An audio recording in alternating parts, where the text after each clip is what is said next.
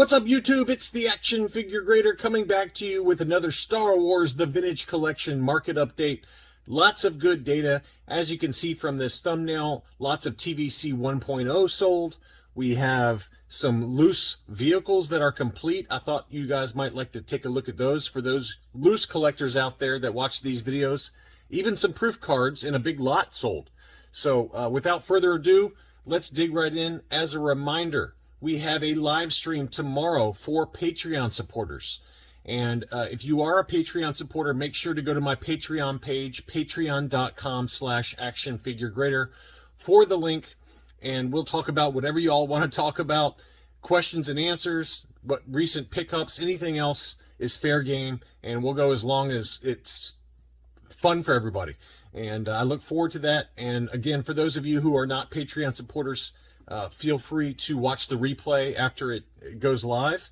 And I appreciate everyone's support. Let's dig right in.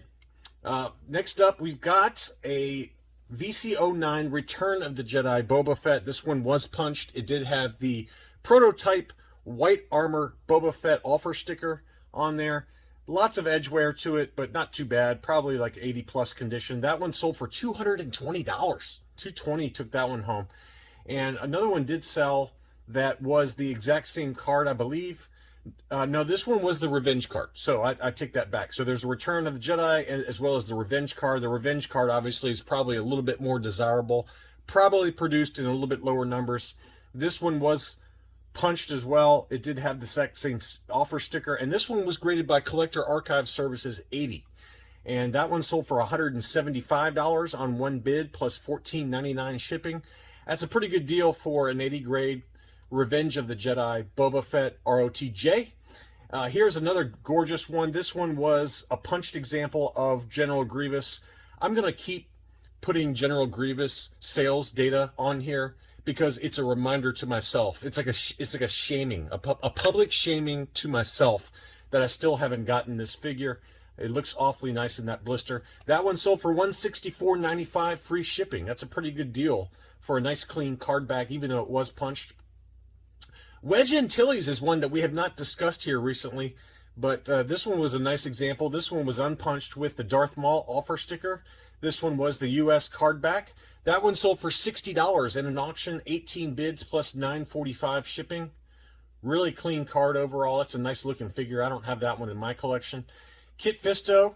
This one was a punched example, and this one went for a lot less than what unpunched examples go for. You're probably talking $100 to $125 minimum for a nice, clean, unpunched Kit Fisto. But this punched example I thought was a pretty decent deal, $76 on 4 bids plus $9.85 shipping. Here was a Return of the Jedi Stormtrooper. This one also had the Boba Fett prototype mailed away offer. And this one sold for $161.42 plus $9.45 shipping. So another data point there. Beautiful, clean card back. And again, it was punched. Next up, we have the ARC Trooper Commander. I think I've got a couple of data points here. And I thought this one was a really good deal. Maybe a stealthy auction and went for a little bit less than where we've seen this one sell for. The card looked pretty good overall. Maybe just some very light edge wear to the very bottom of the card by the proof of purchase. That one sold for $76.56 plus $10 shipping. That's a pretty great deal for an unpunched ARC Trooper Commander. And, you know, as a comparison, this one was really beat up. This one was unpunched, but it had a massive kind of creasing there to the right of the punch tab. And that one sold for $125. So that just shows you, if you're patient, you can find a pretty good deal out there. But this one did have a little bit of damage, as you can see to the top right of the card back. It looks like it's, you know, it could have been from when the employee opened it, who knows, but it had a kind of a scoring there to the right side by the hanger tab. And that still sold for $125 plus shipping. Next up, one of my favorites, VC44 Luke Dagobah Landing. This one had the light blue saber. There's two different variations, as we've talked about on the channel. There's a dark blue saber like the one I have, and then this light blue saber. I've found personally that the light blue saber is a little bit tougher to find, but if you look at like Jedi Temple Archives, they say they're produced in about equal numbers. You know, you can believe who you want to believe. Those guys know way more than I do. But this one was a nice, clean, unpunched example. That one sold at auction. 19 bids that closed on August 14th for $122.50 plus $11 shipping. That's pretty much fair market value. It seems like VC44 is kind of hovering in that $125 to $150 range. Here was a VC64 Return of the Jedi Princess Leia in her slave outfit. This too had the prototype mail away Boba Fett offer. That one sold for big boy money, $330 on 42 bids plus $15 shipping. Absolutely no stopping VC64 Princess Leia in her slave outfit. And as I alluded to at the beginning of the video, here was a lot of 6 different these were offers or free kind of handouts at SDCC back in, I believe, 2010. These had 2 Princess Leia slave outfit proof cards, the R2-D2, and then 3 of the B-Wing pilot proof cards. So pretty interesting lot, lots of multiples there. All of them were unpunched though, which is nice. That sold in a big lot for $142.50 plus $10 shipping, so $150 for 6 different proof cards. Pretty decent deal given that the Princess Slave Leia proof card can go for $100. I think we documented one a couple of months ago that just for one single proof card, it sold for $96. So to get 2 of them plus 4 more for $142.50 plus shipping is a pretty good deal. Here was a Collector Archive Services 80 grade VC100 Star Killer with the Darth Maul offer sticker. That sold for $201.50 at auction, 2 bids plus $14.99 shipping. It was a nice US card back, unpunched, and admittedly it was a little bit lower grade there, but pretty good deal there though for a VC100 Star Killer. Another figure that we've talked about at length in many different price guides here recently is VC115, the Darth Vader Emperor's Wrath version with the lightning strikes kind of molded around the figure and kind of a translucent skeleton face. This is just an awesome card back, awesome figure, and the prices have just held steady between $175 and $225. This one sold for $205 on 21 bids plus $10 shipping. That's pretty much fair market value right now. Maybe a little higher than a few of the others we've seen, but that card back looked absolutely immaculate, and I love that face sculpt. Look at the kind of translucent finish to Darth Vader's helmet there. Awesome, awesome figure. And next up was a miscard. An awesome miscard that kind of went under the radar, and I thought this was a great deal, whoever got this one. This one is Zutton, Red Snaggletooth, miscarded on a Grief Karga card back. I've seen maybe 1 or 2 others of these, and I wanted to bid on it. I was watching it as the auction closed, but I was like, you know what? I've got enough miscards. But this one was VC 185 Grief Karga with a factory error of Zutton, and this one sold for 270 Canadian, which is about 210 US dollars. That's a great deal. That's the lowest price for a factory error miscard that I've seen for the vintage collection in a very, very long time. We've documented some that have hit big numbers. I mean, there was a Mandalorian Darth Vader miscard combo that sold for something stupid, like $8,000.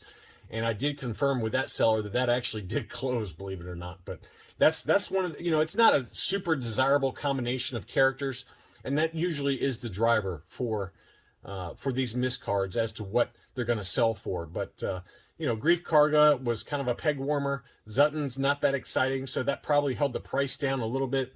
It also ended at $12.50 on a weekday, so I think that held the price back a little bit. But $210, that's a great deal, whoever got that one. We've got another data point for the SDCC VC66 Salacious Crumb.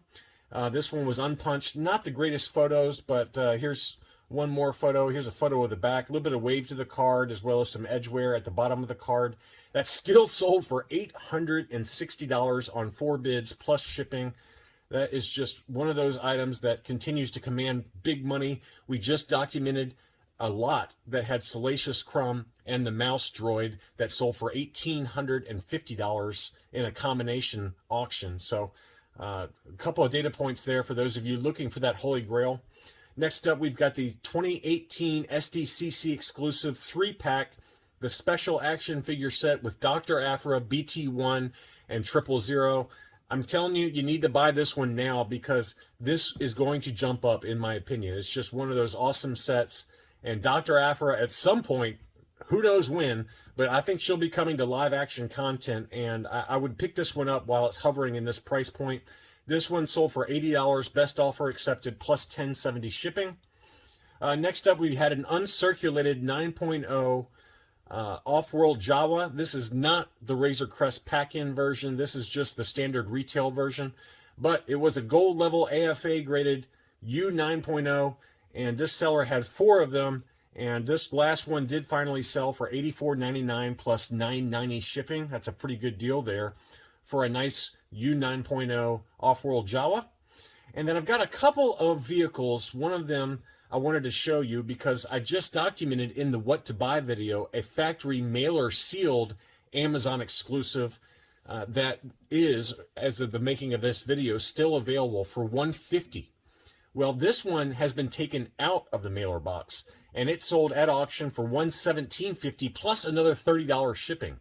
So you can get one still sealed in the factory mailer box, the Amazon exclusive original issue Slave 1, for about $150, or this one that sold for $147.50. So me personally, I'd take the factory sealed mailer version all day long, just to get it nice and clean and uncirculated and never taken out of that white mailer box. But this one did sell for $147.50 after accounting for shipping. And then, as I talked about at the beginning of the video, I've got a couple of data points here for some loose, complete, ungridded vehicles. This one is the Tatooine skiff, and it also included Jabba's henchman, as well as Lando in his skiff disguise, Han Solo Carbonite, Chewbacca, as well as Luke Jedi. That sold for 170 pounds, or $205 US plus shipping. So pretty good deal there for a nice lot that's great and displayable. And then here's the Y-Wing. This is the Toys R Us VC from 2011. And this is a complete Y-Wing. It looks awfully nice there on presentation. That sold for $196 plus $14.95 shipping. And you can pay not much more than that to get it mint and sealed box. But, you know, if you're a loose collector, this is a good way to do it. It's a little bit more budget friendly, but that's still a pretty big number given that this one has been taken out of the original factory packaging. And then along the same lines, here's an AT-ST Raider. This is complete with the pack-in figure, the Klatooinian Raider, excuse me. And we all know that he's coming back soon on a single card back. I ordered 2 of those in a Big Bad Toy Store collector grade during the live stream with Only One Kenobi. Shout out to Only One Kenobi again. That was a fun live stream. I need to get you, John Miko, and Tim from Boss Bounty on my channel for a live stream. I would have the 3 godfathers of the vintage collection in a live stream on my channel. So we need to plan that at some point soon. So here is the AT-ST Raider. Again, it was complete out of the box, and it sold for $154.99 plus $9.85 shipping. Next up, I've got a couple of items that are not vintage collection related, but I wanted to show it to you. This is George Lucas in his Stormtrooper disguise. This is the Saga Collection version, still in the mailer clamshell. That sold for 125 pounds or 151 US dollars. I had a YouTube subscriber reach out to me and ask for a price point on that. And so there you go. That one just sold here recently. And then finally, I wanted to show you this custom. This is Lumaya on a custom Star Wars Expanded Universe card back. It also includes the alternate head. And, you know, again, this is a custom figure, but Lumaya is Shira Bree from the original Marvel run, and she eventually turns into a Sith Lord with a lightsaber whip. And I just thought this was kind of a cool item, and I thought I would show that. That one sold for big money, 110 US dollars or 142 Canadian plus shipping. So clearly there's some demand for some of these expanded universe characters, and maybe this gives Hasbro an idea that maybe they could bring out another wave of expanded universe characters. I don't expect it to ever happen, but I thought I'd show it just because I thought it was so cool. A nice throwback to the original Marvel comic run. Thanks so much for watching, and I'll be back soon.